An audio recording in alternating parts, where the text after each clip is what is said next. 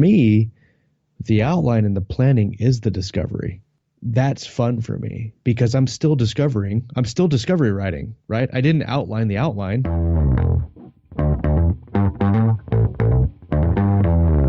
You're listening to the Author Stories Podcast, bringing you the story behind the stories and the storytellers.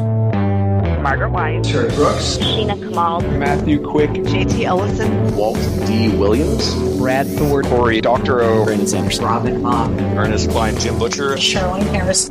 Visit hankgarner.com for archives of all the shows. Today's guest is Josh Hayes. Thanks for tuning into the Author Stories Podcast today. You can find links to all of the shows at hankgarner.com.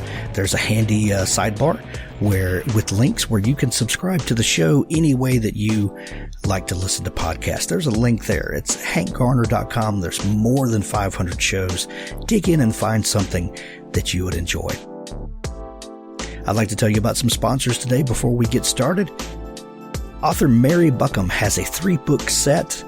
She's a USA Today bestseller, The Invisible Recruits, The Beginning, a 3-book set. Kindle edition is on sale now for $2.99. That's 3 books for $2.99. Join new IR agents Alec Nozick and Kelly McAllister as they struggle to master their newfound preternatural abilities while being thrown into a dark world of danger and intrigue. Being an invisible recruit means learn hard lessons fast or die trying. Hidden from a world unaware of magic, Alex and Kelly are members of a group of operatives known as the Invisible Recruits, the only ones willing to stand between mankind and those powerful preternatural factions, seeking to change the balance of power and gain world domination. While battling for their lives, Alex and Kelly both must deal with dangerous creatures, mysterious pasts, shape-shifting brothers, and more. What could possibly go wrong? Begin with the novella that started it all, Invisible Prison, to discover how Alex Nozick first met the IR team. Then join Alex on her initial solo mission in Invisible Magic. Next, it's time to join teammate Kelly McAllister in a race to uncover secrets and stop evil growing in the heart of Africa. Mary writes stories full of grit and determination with plenty of action, but always with a sense of hope and a good dollop of romance. Get the 3-book set for only $2.99, Invisible Recruits, The Beginning, a 3-book set for Kindle. Also, I'd like to thank George Kramer. His new book, To Some It's Just a Rose, is out now. Nancy Hemingway is a beautiful, wealthy heiress that has a penchant for attracting weirdos.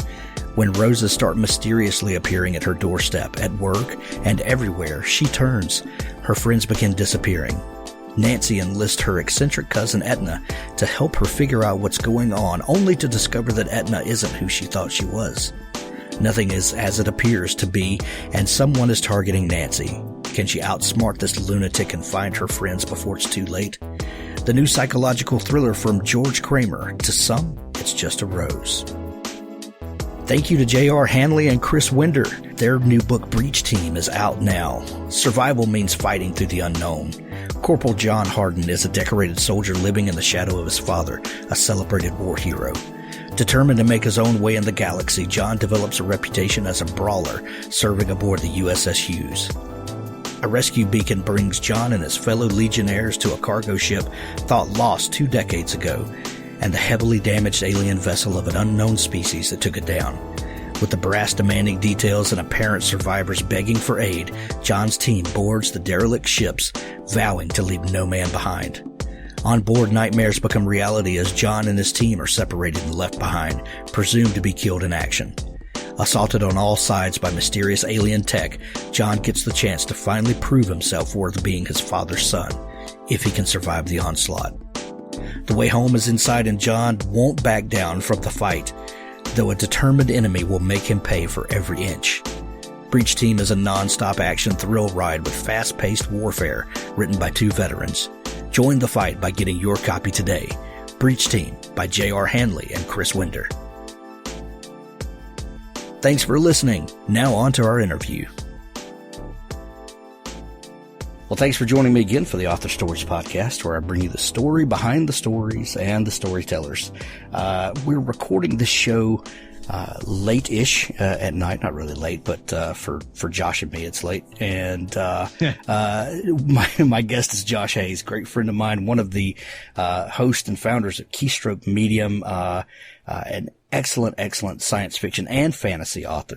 Hopefully we'll get a little news out of Josh tonight about some other stuff he's got working on.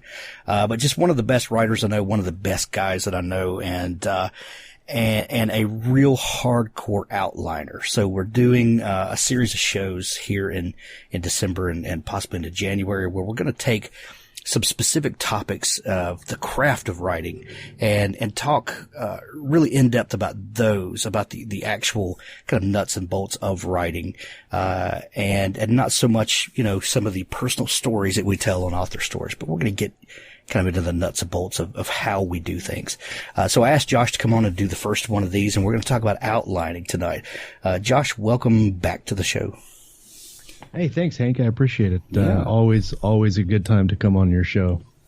Well, thank you. Since we are kind of after hours recording here, I have an adult beverage, and I think you probably have one around as well. Oh, I've got a huge Bullet bourbon straight on ice right now. Yeah, I'm drinking some Jack Daniel Reserve, single barrel. Oh, nice. Yeah, it's pretty nice. Just straight up, no ice. Just drink it like a man. Oh, nice. Oh, I see how it is. Well, see, I drink mine in a Yeti tumbler, so the ice doesn't melt. There you go. It just chills it a little bit. I like it cold, kind of like a father's heart who doesn't listen. Anyway, that's exactly right. But anyway, so if we get a little silly at the end, this is fair warning to all of y'all listening. So Josh, you've had a pretty exciting year. We were talking a little bit before we started recording, and you've just got a lot of stuff going on right now. You and Richard Fox have this great series, Terra Nova, that you've had a couple books come out this year. You guys have more coming in that line and in that series? Yeah. So actually, I just this last weekend turned in the final draft for book 3, Redemption Shadow, which is the longest book in the series so far at about 82,000 words.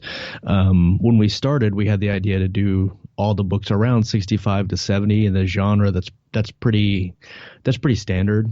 And we were like, yeah, we can do that. Well, when we started planning book 3, which is something we'll get into here, we looked at it and we were like, yeah, that'll be probably about 70,000. It'll be a little bit longer than the other two. Well, then it kind of ballooned and got away from us, and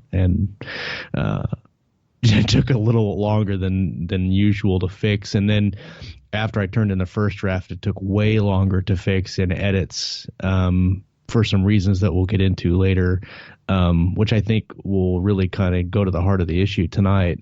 But yeah, so book 3 we sent to our copy editor today. I would imagine we're probably going to publish sometime in December, at the very, very latest, early January. And then there'll be 2 more books in the series. I'm kind of alternating right now. I have my own series, Edge of Valor, which I've talked about on the show before. It was picked up by Athon Books. Steve Bowyer and Rhett Bruno picked up my what is going to be a trilogy for the Valor trilogy. I love that series, by the way. It's been one of those books where you hear an author say, I've been writing this book for 10 years. And you're like, how in the world can you write a book for 10 years? But this is one of those books where it's probably right now it's going on its 6th year, because it's just one of those massive projects that done well will resonate and hit and be a phenomenal success. Done poorly, it will be the worst book of 2019. So I'm working on that right now. And again, go into the outlining thing, we can talk about that process as well for that book. So, what about Second Star? Where's that series? Oh man. So Second Star, and we've talked about that before on the show too. It started out kind of going in the vein of Hugh Howey and Michael Bunker, the little 25,000 word novellas. And I was, in my mind, I thought, yeah, I'll do 5 of those and then put them all together in an omnibus. Well, when I started, I did not outline. I had no idea what I was doing. The first book was 24,000. The second book was like 44,000, and the third book was 65,000. I have not touched the fourth book because of all these other projects I have, and the series. I mean, I'll be blunt. It doesn't make enough money for me to dedicate the time to finish the fourth book. I would like to. But that's one of those things where if I've got a week here and there in my production schedule that I don't have anything, I could probably dedicate some time to planning or writing it. But and I do want to finish it. It won't be 5 books. I'll finish it in 4. I've got most of it plotted out, generally speaking. But I don't know. Probably, if anything, it'll probably come in 2020 because 2019 right now is pretty much booked up. I can tell you without a shadow of a doubt, my schedule is packed completely full through all the way to fall of 2019 with books that are already contracted for. So that's a good thing. It's an extremely good thing. I'm very blessed, and a lot of good things have happened to me this year, and I expect and hope that they will continue through 19 as well. But Second Star, hopefully I will finish in 2020 and get that book and then complete this series, so the readers will have some closure on that. Well, you are a prime example of the idea that an author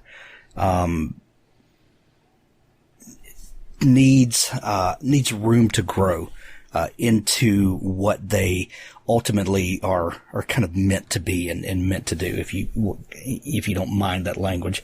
Sure. But I think so many people and you and I and Bowyer, have as I like to call him. We call him Jamie Steve, JC or JS. Jamie Steve. I've had these conversations before about just kind of the state of publishing and the state of indie publishing, and just some trends that we've noticed, and just kind of some odd observations that we've all had that kind of merge up. There's a lot of people that have come in and kind of seen the gold mine of indie publishing, and they hit it hard for about 6 months, and they don't see the return that they think they should see, or the return that they read about on somebody's blog post, and they bail. And you get these gluts of new authors and a whole bunch of books out there, and then they leave, and then another glut comes in, and when the truth of it is it's a very long game, and sometimes an author needs a year, 2, 3 to kind of work out all of his or her craft elements and the way things work for them and all of that. And you just need to spend some time working on you and your stuff. And you have done that. And we talked about it. I brought up Second Star because I know that the first conversation we had about that, you talked about some of those challenges that you had, that you had this grand idea, but really didn't know where the story was going.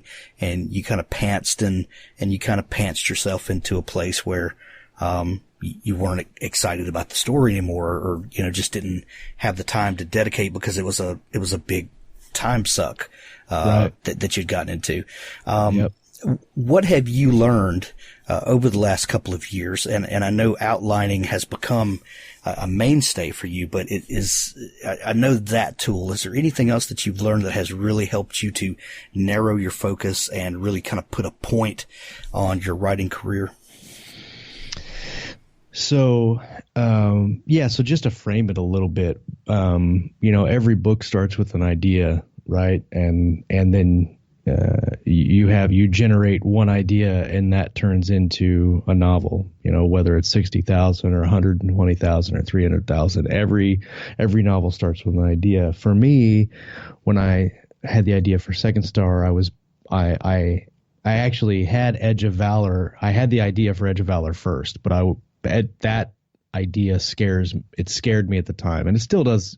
Really, it's very. I don't even know, the word is escaping me. Intimidating to think about the project, and so I wanted something that I could kind of sink my teeth into and practice first, right? Before I tried to do Edge of Valor. If I would have done Edge of Valor first, it would have failed horribly. And I'm glad that I waited, because the project is such that I knew that I didn't have the ability to write the story the way it needed to be written at the time. And so with Second Star, I said, well, what could I do? And I started thinking about ideas, and we've talked about it before. I was like, well, what about Neverland as a science fiction story? And I said, yeah, that'd be great. And I thought of some basic plot concepts, did a little bit of research. I read the original Peter Pan story, and then I was kind of off at the races. I didn't have an outline. I had no idea what I wanted to do, and I just started. And it went crazy places, and it got out of control, and I didn't have a really firm grasp on what I wanted to do with it. And then I started writing some short stories, and then hooked up with Richard, and Richard's outlining process is kind of really what flipped the switch for me. Because your whole life you get these ideas and you write them down, and you might get 30 or 40, 50,000 words into a story, and you're like, I don't know what's happening here. This story sucks. Moving on. Right. And that discourages you. That in and of itself, that getting 50,000 words into the story, which is a big hump, actually, even if you've outlined 50,000 words, it's a big hump to get over. If you get there and you can't get over that hump, that's very depressing, and it's very demoralizing. And just that, I don't know where the book is going. I'm going to stop this book and start over. That really kind of kills your mojo, right, for writing. It's like, well, I can't finish a book. Why do I keep wanting to do this? And so when I started talking with Richard about Terra Nova, and he explained to me kind of his outlining process, and then gave me the outline for Terra Nova, which was 14,000 words. Yeah. So I turned 14,000 words into a 65,000 word novel, and that process really turned me onto outlining. And some of the things that I've taken from that, I've changed and adopted on my own. One of the main things that I've started doing, and that what really helps me, is when you have that one idea that says, I want to write a book about that, I don't write it on the computer. I don't type it. I don't do anything. I go to Walmart and I buy a 3-pack of legal pads, and then I hand write notes. I don't write sentences. I don't write paragraphs. I don't write dialogue. I start a page and I say, this is the idea. What does this mean? And I'll start on one end of the page and I'll go down to the corner, and then it's all over the place. It's not linear. There's no rhyme or reason to it. I'm just writing stuff down. What makes sense? And, I've done that for several stories. I've done that for, an epic, 2 epic fantasy series now that I'm planning probably for 2020. One of them that I'm co-writing with Steve Bowyer, hopefully when it gets to that point. I've got 2 legal pads full right now of notes, and they're character notes, they're plot notes, they're story elements, and I've got an entire character arc already mapped out. So then when I go to translate that to an outline, I can just write down the character arc and then extrapolate the scenes out of that. So, for some reason, writing it on a piece of paper, it sounds funny, but it doesn't make it real, right? When you type it on the computer and it goes in your Scrivener document or your Word document, it makes it real, and that means you have to stick with it no matter what. And I think that's what causes a lot of writer's block, especially for me. Once I write something down on the computer, it's almost impossible to change it, which is dumb because all you have to do is hit the delete key, right? You highlight, delete. But for some reason, once you write it down, you have this thing where, nope, I've written it down. That's what it is. I need to work around that. And that's not true, but it still works out that way in your head for whatever reason. So I find that note process and idea generation and plot generation and planning, the very initial stages work really well for me if I handwrite it in a very loose note format. Like I might write 2 lines on one page as an idea comes to me, and then another idea comes to me, and I'll turn the page and start immediately writing that new idea. And so there's sometimes in 15 minutes, I'll have 20 pages of notes. They're not full pages, but they're 20 pages of different ideas, different things. And usually what I'll do is I'll number the pages. So while I'm going, if something references to another page, I can, this is the page that is on, and go back and forth like that. And then when I sit down to put the outline together, I can just go through the paper copy and put it to the outline. So you're using your legal pad and that time as a way to brainstorm and to get ideas out without feeling like it's set in stone. Yeah. So, for me, my actual writing time is extremely precious because I don't have a lot of it. I still have a day job. So, my normal day, let's just say 6 days a week, is my alarm goes off at 4. Usually I hit it twice. I hit the snooze twice. And then I'm downstairs. My coffee's already ready to go. I sit down, I turn the computer on or unlock it, pour my cup of coffee, open up Scrivener, look at what I wrote yesterday very briefly while I'm drinking my first cup of coffee. By the time I refill again, I'm ready to type, and I start typing. I don't want to waste that time generating ideas because that kills it for me. I don't want to sit there and waste my writing time generating ideas. So having the legal pad, I can have the legal pad on the counter upstairs while I'm just doing whatever. And if an idea comes to me, I can write it down real quick and then go back to what I'm doing. So most of my idea generation does not conflict with my writing time. It's just wherever. And that's why I like doing it. And I do it on my phone too. Like I've got an iPhone and they've got a note app that syncs with my computer.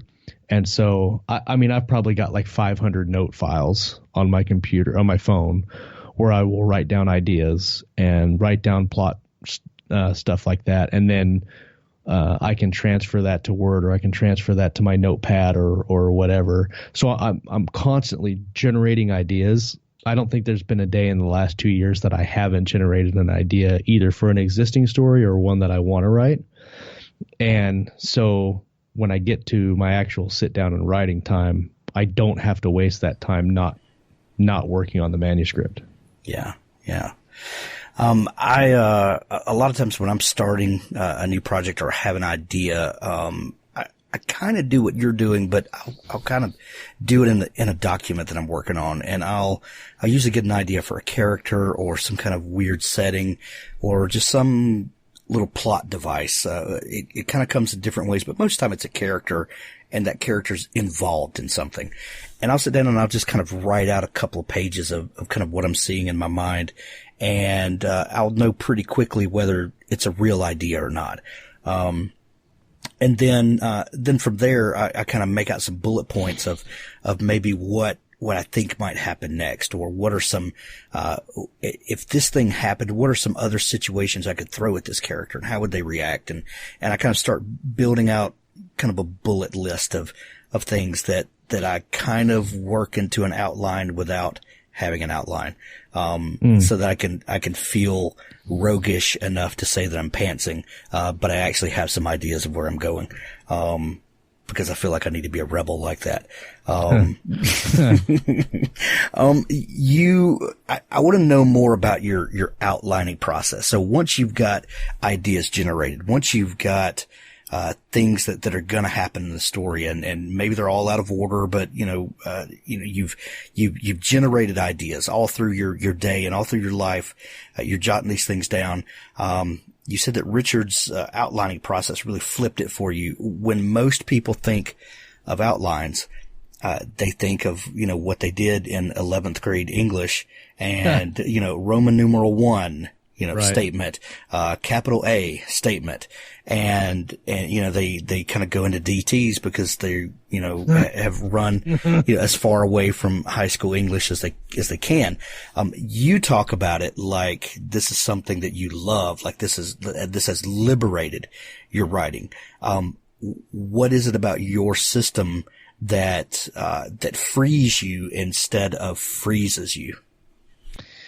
So it's really interesting that you described it like that high school English outlining process, because when I first, many years ago, before I saw Richard's method of outlining, that's what I used to do.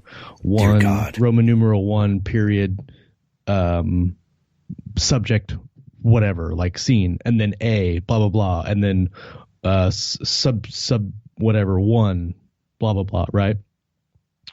It's very time consuming and very soul crushing. Yeah, it doesn't work, right? It doesn't help my flow to get it out there, right? So there's two things that I do. Okay, so I'll just go for it. So Richard's way of outlining is he does his novel outlines in character arcs. So if you have and we'll just use Terra Nova as example because that's what I'm most familiar with right now. In Terra Nova 3, there are 4 separate character arcs that are happening in the novel. 2 of them are happening in the same place, and 2 more are happening in different places. So when we go through and we outline, when we're idea generating, we idea generate the whole thing. And when we go to write the outline, we'll pick, for instance, Carson, who is the main character. We'll pick her, since she's the main character, and outline her entire arc from beginning to end before we go and do the other ones.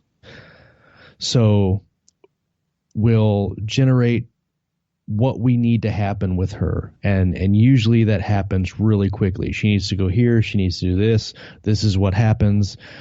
She gets shot down here, they have a fight here, blah blah blah. Like very very very simple, and kind of high altitude view of the story, right? And we have this is where she needs to be by the end of the book. And so a lot of the initial outline is, and some of this comes in the planning stage too, but a lot of the initial outline is, what does she need to do to get there? What are we going to do to fuck with her, excuse my language, before she gets there? And then how is she going to overcome those things? And then as we go through the outline, we flesh those things out. And we do use, like in Scrivener or Word, you can do the bullet points, right?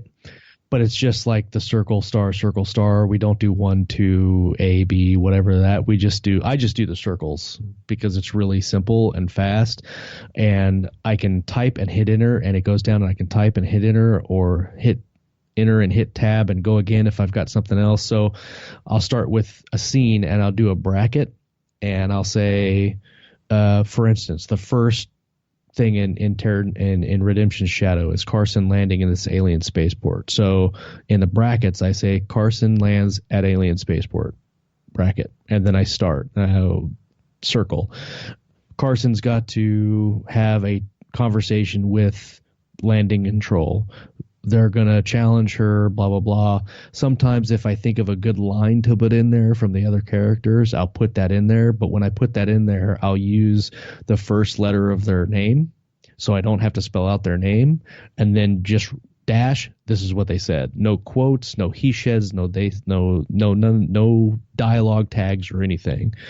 And then I'll go through that. And if I want to work out that conversation a little bit, then I'll work out that conversation a little bit. But I don't break it into paragraphs. I don't break it into lines. It's all usually in the same bullet point. Cease, C, what are you doing? K, I'm landing the ship. Like, just really, really, really fast. You're trying to get intent out, not necessarily the nuance of the conversation. Right. I'm telling myself the story, and then Gotcha. I can go through and flesh it out and make it colorful and make it readable and turn it into a manuscript. Because the outline might change.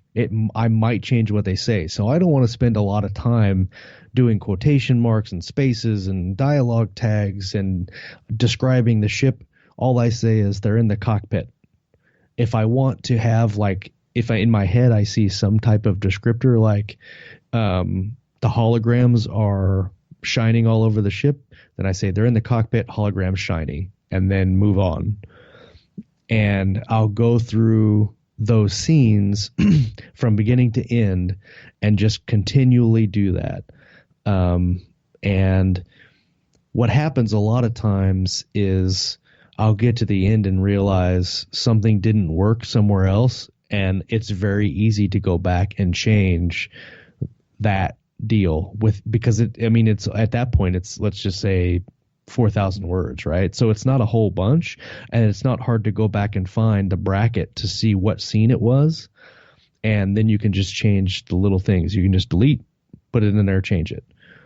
And then I will do that for every arc. So for Carson's arc, beginning to end, this is what happens on a very macro scale. And then I'll move on to the next character arc and basically do the same thing. Where it gets tricky is, and this is what kind of killed us on Redemption's Shadow, is that like I said, for Terra Nova, Richard gave me a 14,000 word outline, and I wrote nonstop for like a month and a half and gave him 65,000 words. For Bloodlines, we did like a 6,500 or 8,000 word outline. It took me about 2 months to write 76,000 words. With Terra Nova 3, with Redemption's Shadow, the outline was only like 4,000 words. And halfway through Carson's arc, I got this feeling that we were repeating almost exactly what happened in book 2, just with different set pieces. And that threw me. And I could not finish it. I spent probably 2 weeks staring at the same page trying to fix it. And finally I had to drop it and go to the next one. Then I had to have, I think Richard and I probably had like 2 phone calls. Both were probably an hour long, trying to figure out how we were going to fix the arc, because we didn't spend enough time planning it out ahead of time. And I didn't know how we were going to get them from A to B. And once we figured that out, it went really fast. Like I once we had the rewrites done, I did all the rewrites for the whole book in like a month and a half.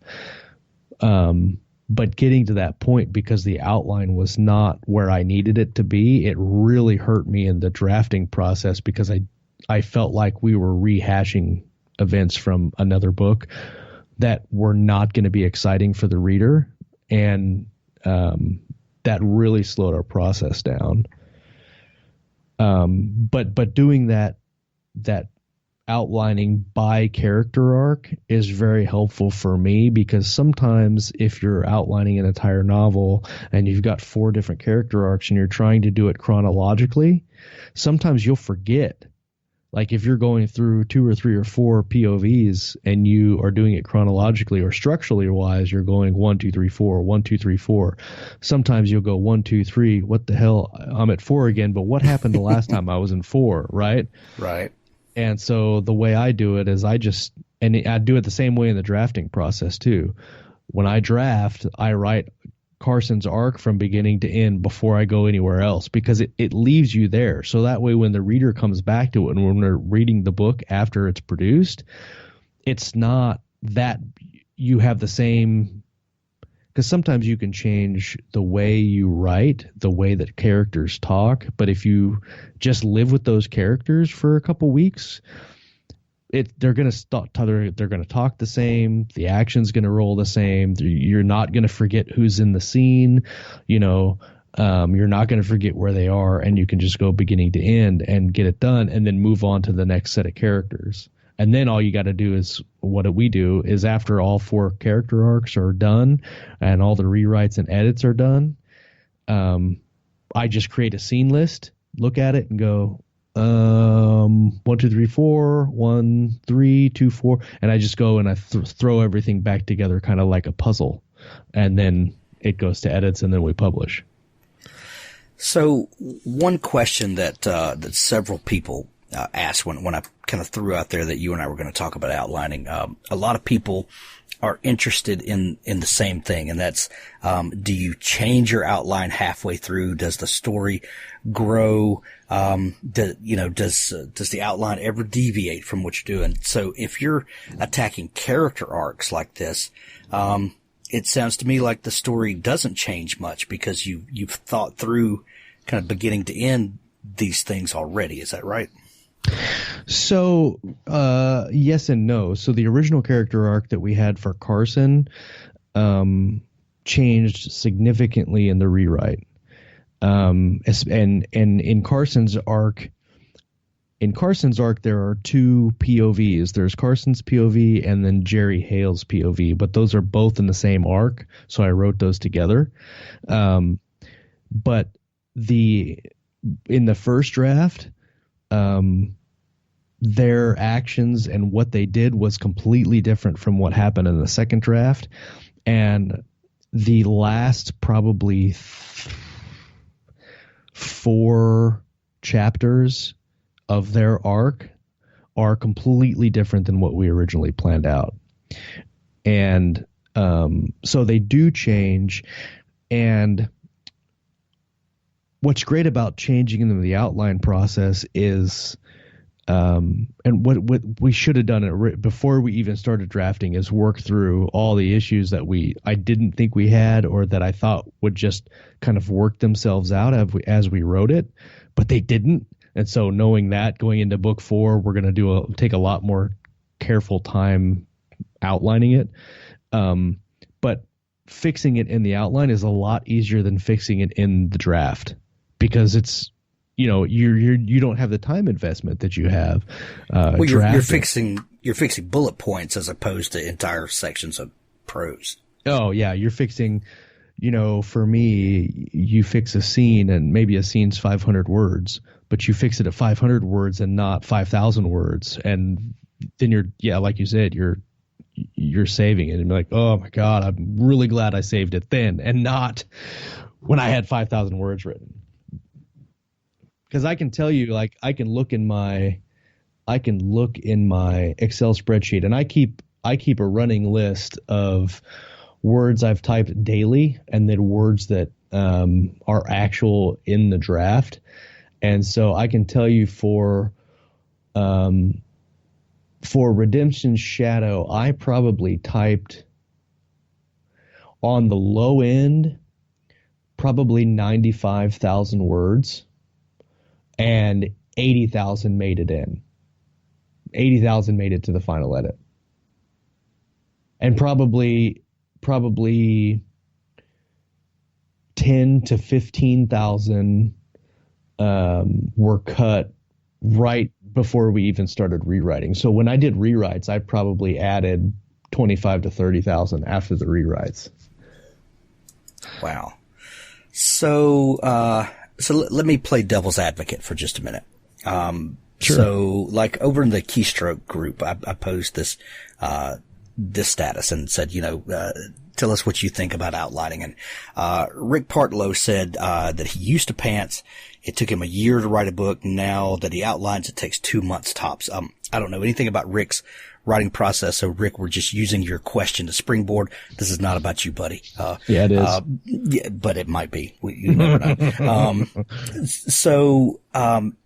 You can, if you say that it takes you 2 months to write a book, but you work on that outline for 6 months, not saying Rick does, but I'm just saying, right. Sometimes you can, diddle with an outline forever before you ever start writing. Then that's really 8 months to write a book. How long are you working on this outline before you hit the ground and actually start writing? Well, I can give you two answers, and I will. So with Terra Nova, it's a 5-book series, and we decided it was going to be a 5-book series because we didn't want what happens sometimes where you say, I'm going to write a 10-book series, but then 4 books in, you don't have enough for a 10-book series.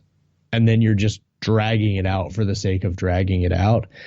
And some series you get that are like, 14 books or 20 books, and you're like, that's really like the Wheel of Time, and you're like, oh my God, that's such a colossal undertaking to start. And I don't want to be called names by reading the book, so I'm just not going to start reading it. Yeah, that really should have been a trilogy. Yeah. So with Terra Nova, we had an endpoint that we saw, and we were like, yes, this is a story we want to tell. How many books are we going to need to tell that story? And we really kind of thought about the major events that we're going to push each book, and we were like, we could probably do it in 5. And so that's how we went about structurally with the series going, it's just going to be a 5-book series. And after that, this thing is going to be done. If we want to do more, it's got to be a completely different thing, because we don't want to stretch out and say we don't want to I don't even know where to go with the answer by saying you're just creating content for people to read, but it's half-assed content, right? We want to make sure that the series is the series. You get a phenomenal story. And then if you want to go to a different one, you can. It's like Babylon 5 season 5. You didn't need season 5, right? Like you could have just really with Babylon 5, you could skipped most of season 1, watch season 2, 3, and 4, and then not watch season 5 at all, and you would have a phenomenal experience. But in my opinion, it's only season 2, 3, and 4. Indeed. Agreed. So we want our series to basically be Babylon 5 season 2, 3, and 4. And then if we want to do something else in that universe, which hopefully we will, or I will, it will be its own contained separate thing. And that way you don't have readers going, oh my gosh, I'm going into a 30-book series. I don't want to do that next. Right. So anyway, with Terra Nova, with those books, we outlined those books individually. And so we have ideas for book 4. We know what book 4 is going to be about. We know how book 4 is going to end. We know how it's going to set up the 5th book. But we have not sat down to outline it yet. And I think that's probably going to happen in the next couple of weeks. And that's generally what we'll do. We'll finish a book, we'll outline the next one and move on. With Edge of Valor, and then several other stories too, but with Edge of Valor specifically, I've been outlining that book and planning that book, like I said, for 6 years. So the outline has changed significantly from when I started it. But because I don't sacrifice writing time for that, I still do other projects. So when I'm outlining my outlining and writing time is completely separate. So when I was writing Terra Nova 1, 2, and 3, I was still outlining Edge of Valor and like my Galaxy's Edge book, Order the Centurion book, Striker's War. I outlined that book while I was writing Terra Nova 2. And then as soon as I was done, it's like the day I sent Terra Nova 2 to Richard, I started on Striker's War because I already had the outline done. And so I outline separately and then move to move to book projects writing almost back to back to back. Like last weekend, I finished Terra Nova 3. The very next Monday, I wrote 5,000 words on Edge of Valor because I already have all this pre-planning done for it. And so that's how I kind of keep momentum going, because it really doesn't take a whole lot of time to outline and to plan, even a very base outline. I mean, you get an idea for a story and say I want to outline, like I'm going to have to sit down with Scott this week and we're going to outline 2 short stories that we're going to write for Chris Kennedy. We're going to try to write them so they mirror each other. We've done it before. We're going to try to do it again, and we're probably going to spend maybe 2 or 3 hours. So probably the course of maybe 2 or 3 days, plotting 2 short stories and then outlining them so they fit together. And then we'll just write them in a couple of days and be done with them. But on a normal scale, on the production of novels, I outline them separately so that I can just bounce to project to project to project. Okay, so another devil's advocate question. You get there are 2 kind of basic views of the pantser looking at the plotter and the plotter looking at the pantser. So you've got I can think of 2 famous writers on each extreme. So we got Stephen King, who talks about in his book On Writing that he is strictly pantser, and that plotting out a novel kills the novel and just makes it dead, and nobody wants to write a dead novel because you've already brainstormed through everything. There are no surprises to the writer, and if there are no surprises to the writer, there won't be any surprises to the reader. Sorry, I've got a cough drop in my mouth. I'm stumbling over myself. That's all right. So, and then the opposite extreme of that would be like John Grisham, who outlines a novel to death, and he will outline for 6 months and then write the novel in 2 months. And there are no surprises in that book because he has thought of everything, and the book is just twist after twist after twist after twist because he's, completely thought these things out. And he said he loves that process because, it's the act of discovery in the outline, that builds a solid skeleton, and then the writing is just putting skin on that skeleton. So to him, the novel is alive when you really outline it and you've thought of everything. And to Stephen King, the novel is really alive when he's discovering it as he goes. Now I can think of pros and cons for both of those guys. If you read, especially some of Grisham's newer stuff, there are a lot of twists that you can absolutely see coming because, he thought about it too much, and you as the reader can smell it, coming a mile away. Yeah, they're projected. Just projected so hard. But when he does it right, it's really right. And, just really catches you off guard and kind of leaves you smiling. Oh, I never thought of that. So it absolutely works when it works. Right. Stephen King, the same way. Sometimes you're completely surprised and you know that he was completely surprised. And then we all have, read a Stephen King novel. I'm looking at you, 11/22/63, where there's 500 superfluous pages in the middle because he didn't know where the hell he was going. Yep. And then he finally finds a story thread and you're off to the races. So as an outliner, how do you, keep the story fresh and exciting as you're writing? Or, is that just, terminology that we've invented, to not be professionals and to just, be all artsy and, have an excuse to abandon the project because it's no longer fun anymore? How do you look at that? So, I look at, this is going to sound funky. And when I realized this is what I was doing, and I've said this to several people, and the light bulb, you can see it go off, and they're like, "Oh wow, that's a really cool way of looking at it." So people look at outlining and planning or plotting as, well, now I'm going to lose the fun of discovery writing, or I'm going to lose the fun of finding out where the story is going while I'm writing it. For me, the outline and the planning is the discovery.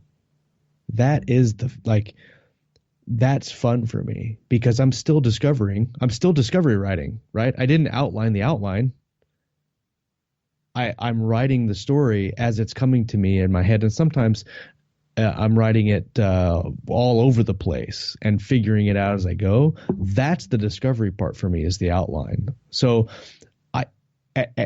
in one process of my writing process, in one stage of that process, I am a discovery writer, because I will sit and outline and idea generate and plan and say, this doesn't work, that does work, I like this, I don't like this. I'll have two completely different things and go, how can I make those? Are really cool things, I want to put those together, how does that work?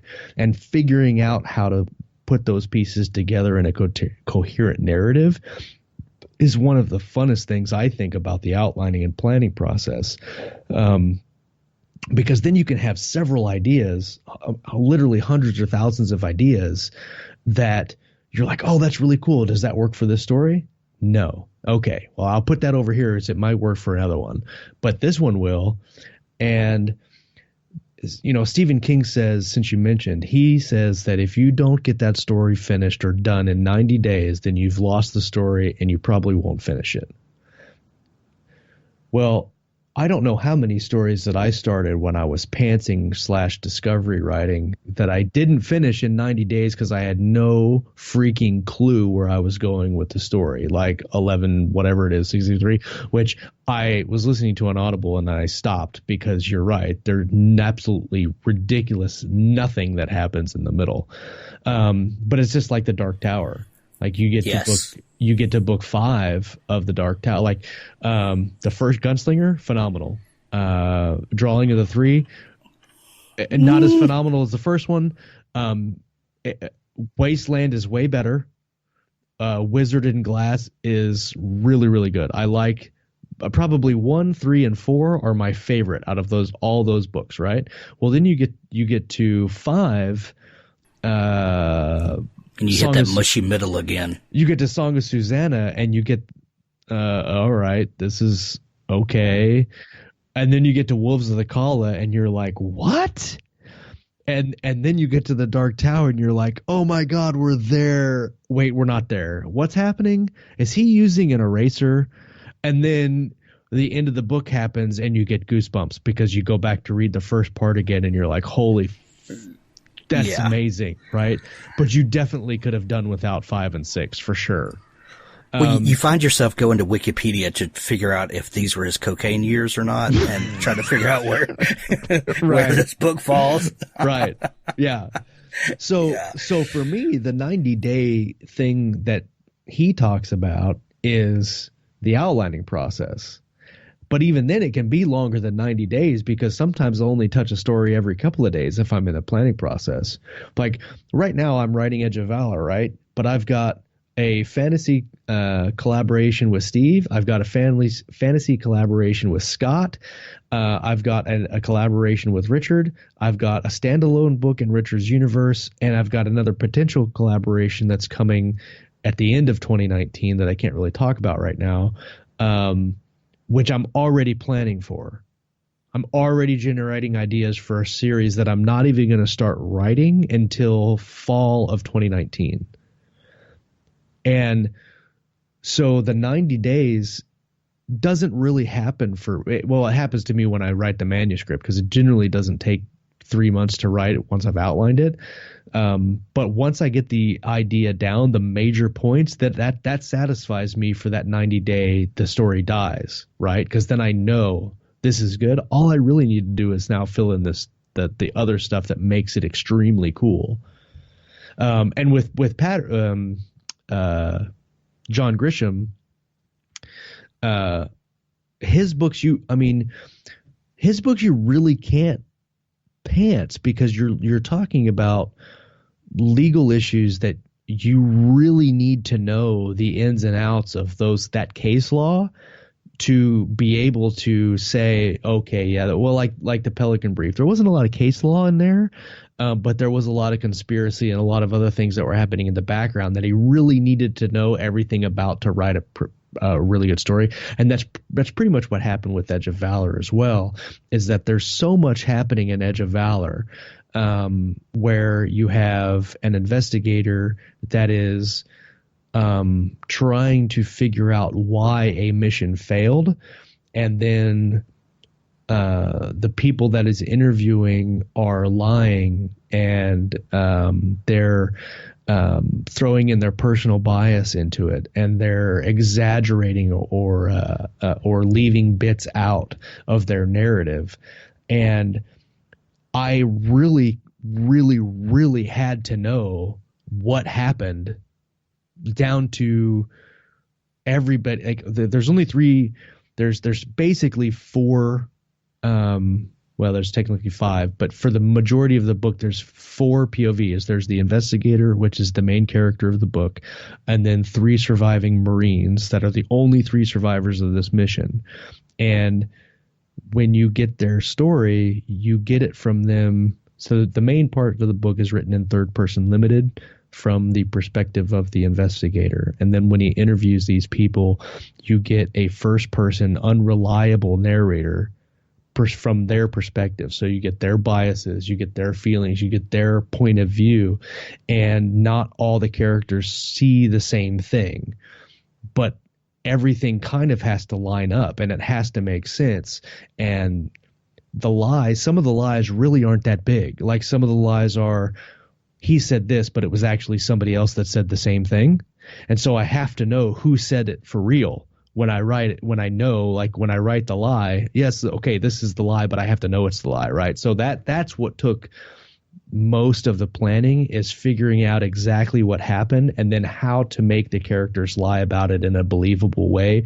So if the reader goes back and reads it a second time, they'll know what the character is lying about just by the way the character describes it in his narrative, and that's why when I said at the beginning, it was a kind of a monumentous project to work on, because done correctly, it's one of those stories, I think, that like Brandon Sanderson, if you read him a second time, his novels take on a whole new life, because you realize that his planning process has really covered himself through the entire series. And you see that things that happen in book one and The Way of Kings, that are really kind of minor things that happen in book three, when you figure out like what is actually going on and you go back and you realize those scenes in book one are huge in the overall picture. That's what I'm trying to do with this story. So I couldn't just pants it, because if I pantsed it, I would do a lot of rewriting, and that I didn't want to do. Yeah. Well, and you start to discover, pun, that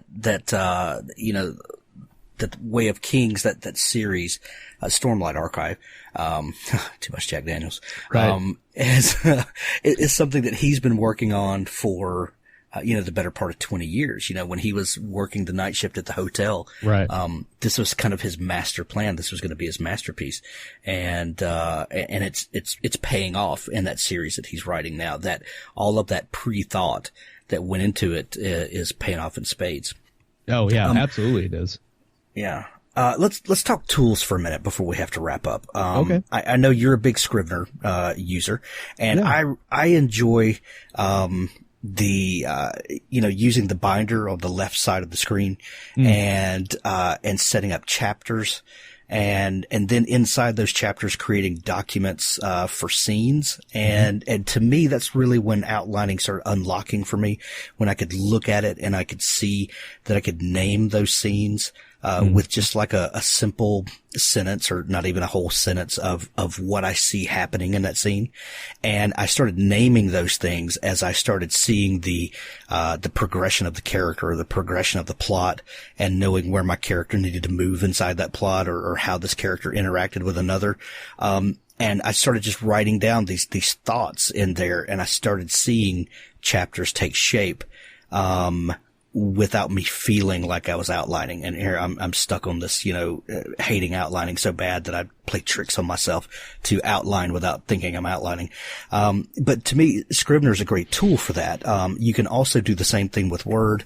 And I learned this, from a Brandon Sanderson video. You can use Word and you can, use headings, H1, H2, H3, for hierarchies, and then turn on the document map on the left-hand side, and it turns into the Scrivener binder, if you want to kind of look at it that way.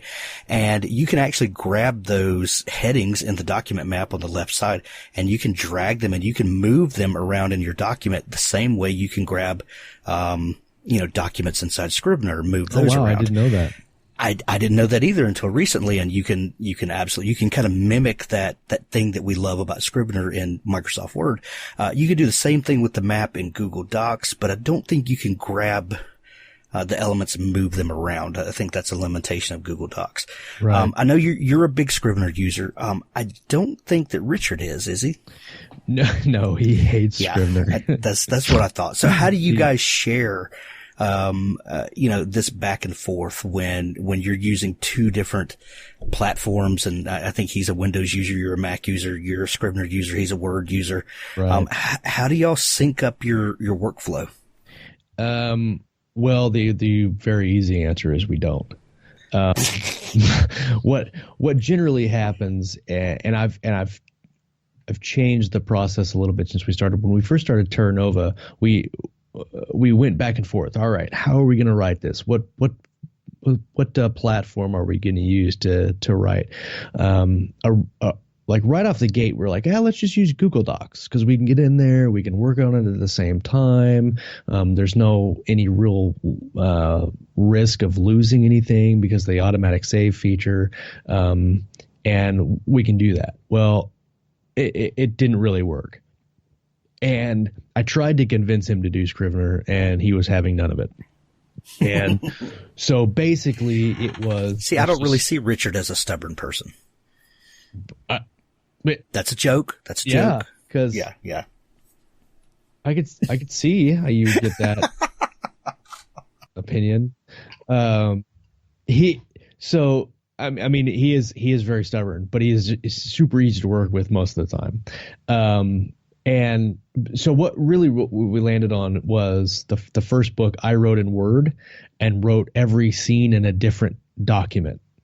And then the idea was that he would look at the scenes as I wrote them and do different things and edit and write into them. But it ended up not happening that way. He didn't look at it at all until I was completely done with the whole thing. And I pieced everything together and sent it to him, and then he edited it. He gave me a dev edit, sent it to me. I fixed it, sent it back. He did the finals, sent it off to edits, and it was done. So the second one, I was like, I'm not writing in Word. I don't need to because you're not looking at it. So we outlined. He wrote what we planned together. Then he wrote the outline in Word.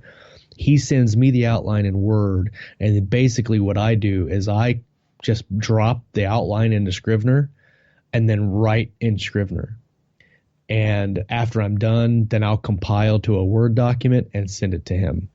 And I'll compile when I compile, I like for Terra Nova 3, Rhythm and Shadow, for the 4 character arcs, I compiled the 4 character arcs together, so that you would read Carson's arc and then a brand new character's arc that we haven't met yet in any of the books, which is he's probably my favorite character of the series so far, because he's basically a schizophrenic robot, and it was super fun to write him, and that plot arc and Jared Hale's plot arc kind of intermingle a little bit, and then you got Hale's plot arc. So I send him the Word document that has all 4 arcs together. He'll read them, make changes, send it back. I'll make all the changes and rewrites, then pull them all apart and put them back together in structurally in the way that the reader is going to get it. And then we send it to edits, and then it gets published. Nice. But so I'm assuming the books that you're doing by yourself and not collaborations, then did you just handle the whole thing in Scrivener from the beginning? Right. So yeah, like Edge of Valor, I will write the entire draft in Scrivener. I will piece it, and I'm not really writing it arc. I mean, I am writing it character arc wise. I have it color coded. I don't. Well, it's kind of hard to do a color code for a blog, but maybe if you have a website post, you can include it. But I have all of the POVs color coded so that when I look on my binder, I can, and then you can look in the outliner mode.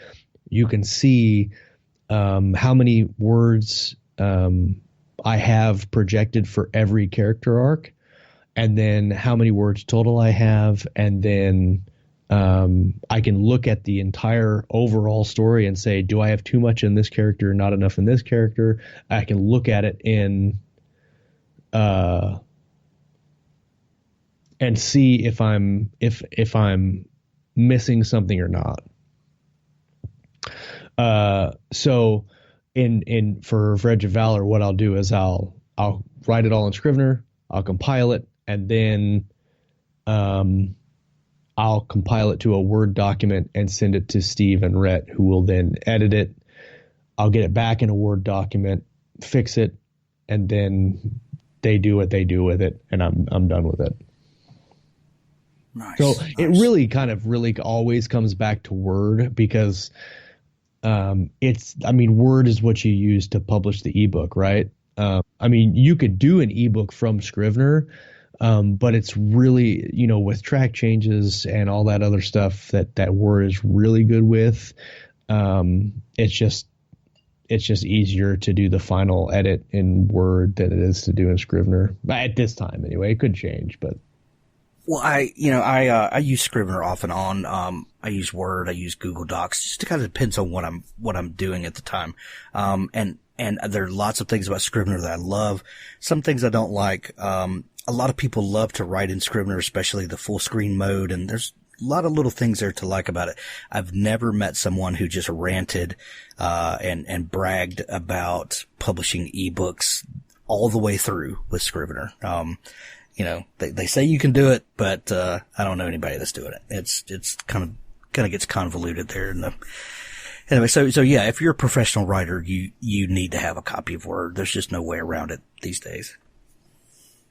Yeah, no, I agree. And it's being flexible on the platform, and for me, Scrivener is just easy for me because I like to see.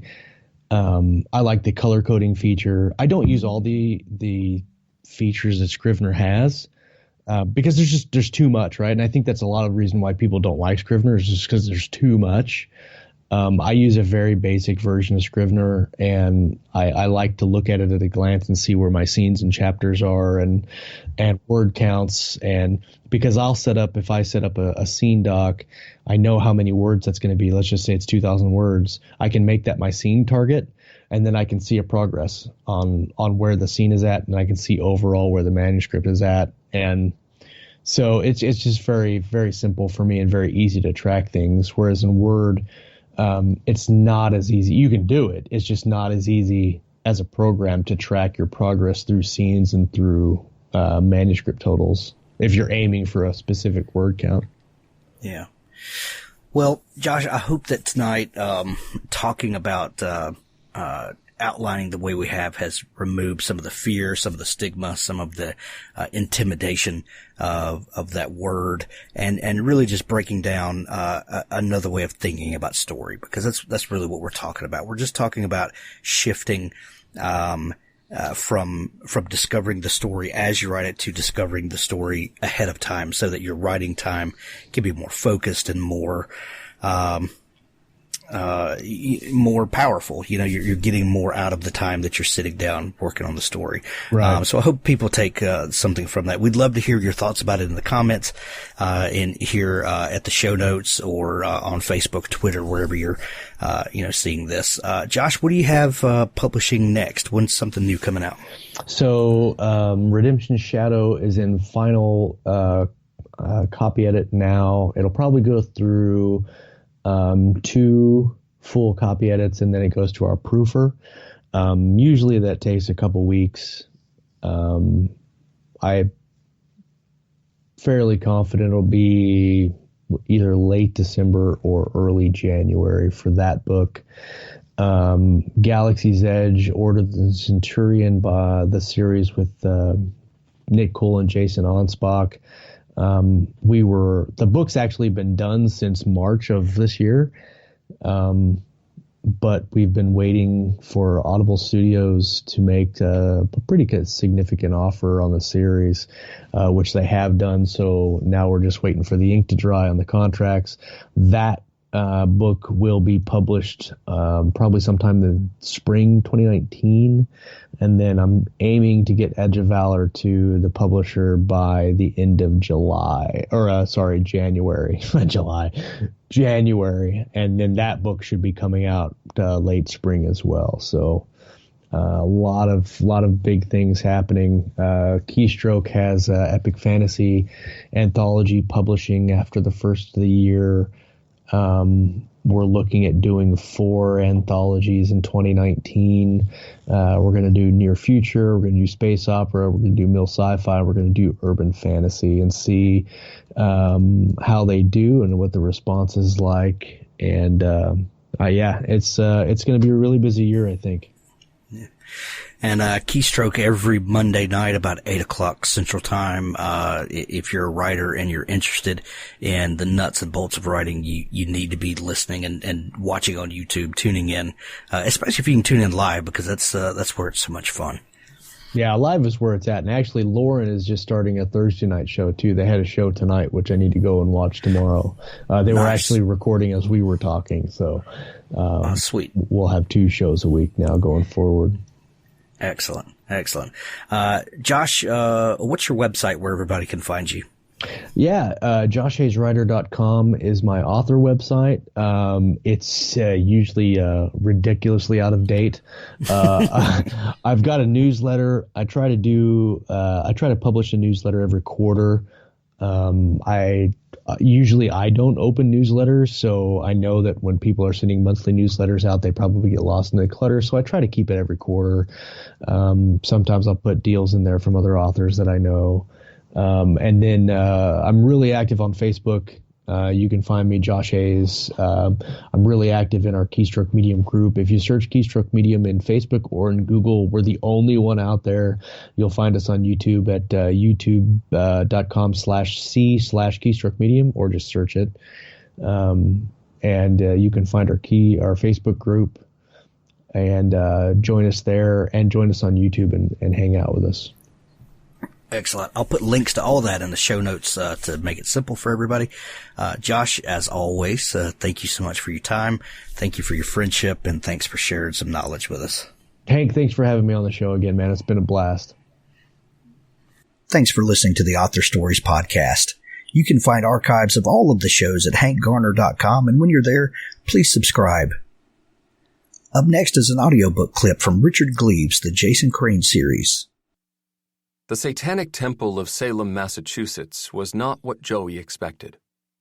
On the drive over, he'd sat nervously in the back seat of Jezebel's old convertible, knees bobbing, mind racing, imagining a Mordor black fortress of the damned, with parapets of skulls and tall Gothic towers, lair of the Lord of the Flies, with lava and sulfur and the heads of orcs on pikes.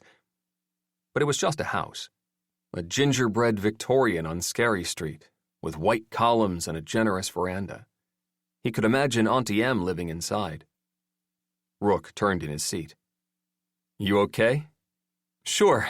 It's not so spooky." Jezebel parked, turned around, and whispered, "It used to be a funeral home." "Oh." Joey looked at the house again, and now Auntie Em was embalming people in the basement. Jezebel climbed out. Rook cracked his door but whispered, "Hey, if it makes you feel better, this is my first time too." He winked. "Come on." Jezebel had hurried ahead, waving to someone. Joey and Rook crunched up the gravel drive, their steps slowing as the house grew larger. Scarlet floodlights bloodied the wide veranda. Figures in black stood there, whispering to each other. Joey thought for a moment that one of them was an actual horned devil, but it was just a kid with a pointed hipster beard and horn-rimmed glasses pushed onto his forehead. They climbed the stairs. 2 guys in black leather filled the front doorway, intimidating, and Joey cringed as he passed between them. The place did have that funeral home feel. The hallways were deep and shadowed. The Satanists had hung swoops of red velvet and pentagram wreaths of woven branches. Figures swirled past in the gloom. White lipsticked mouths and half-glimpsed tattoos, Celtic braids and shaved heads, leather skirts and bondage gear. Emaciated heroin-pusher faces alongside grinning wannabes with dimples and baby fat. Joey passed a gilt mirror. He was wearing brand new, and still store-creased, baby blue paisley and red, frankly just this side of pink, jeans. "You should have told me to change." "You look fine," said Rook. "I feel like people are judging me for not being depraved enough." "Well, they are."